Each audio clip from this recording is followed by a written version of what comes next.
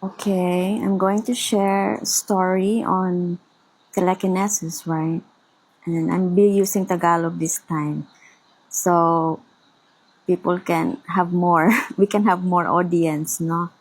And most of my bashers before were Tagalogs, okay? So, and ay mga Bisaya, there are still Bisaya, yeah.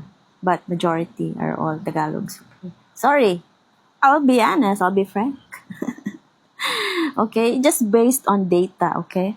I'm an accounting graduate, so I know how to do statistics and logistics and statistics, okay? I'm not a math nerd, no. Ako na kapoy. Kapoy yan mag-memorize mga formula anyway. Di ko pa rin ni Robert. Who was that? Robert thing was amazing. I'm not that kind of weird. Anyway, so magtagalog ako based sa telekinesis. Lahat kayo nag-telekinesis.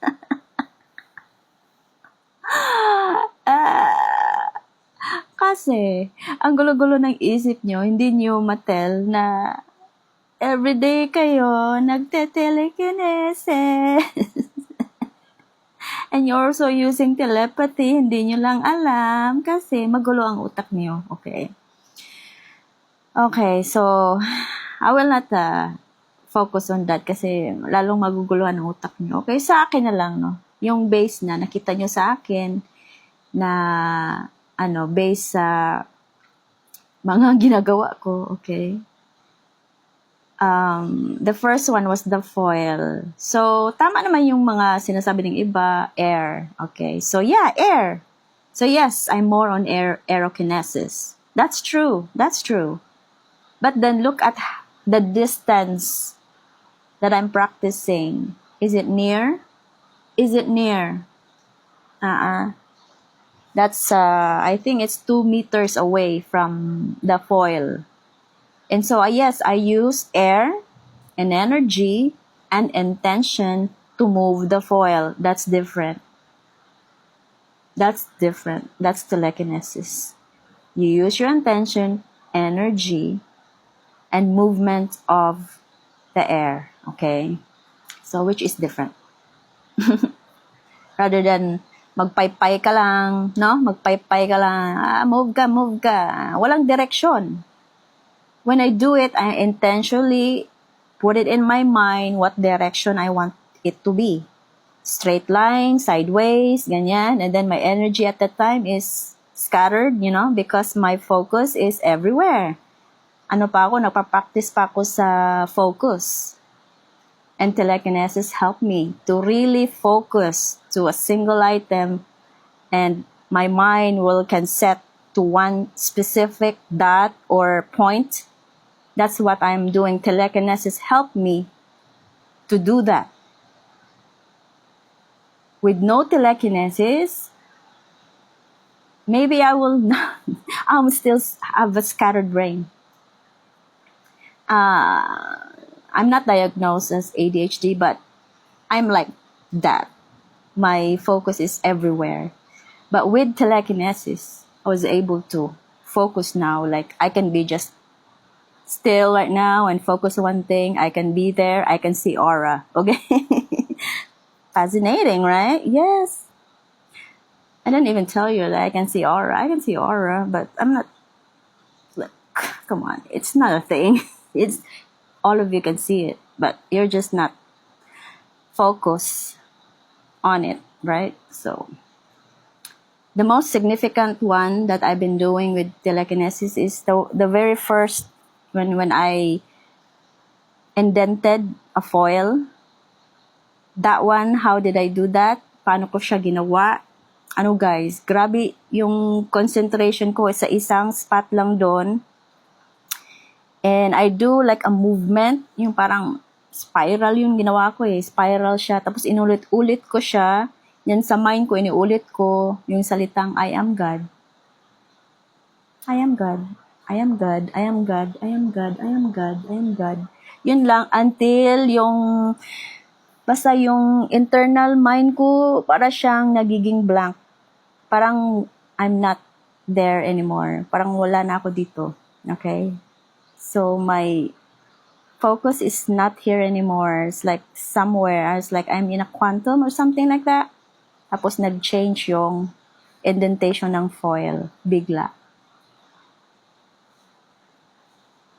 So, ano lang siya, you have to let go and let God flows. The God source energy flows through you. Ganon. You can do it naman, guys. Walang special dito. Wala yan. Practice lang siya. Okay? The next one is the coin.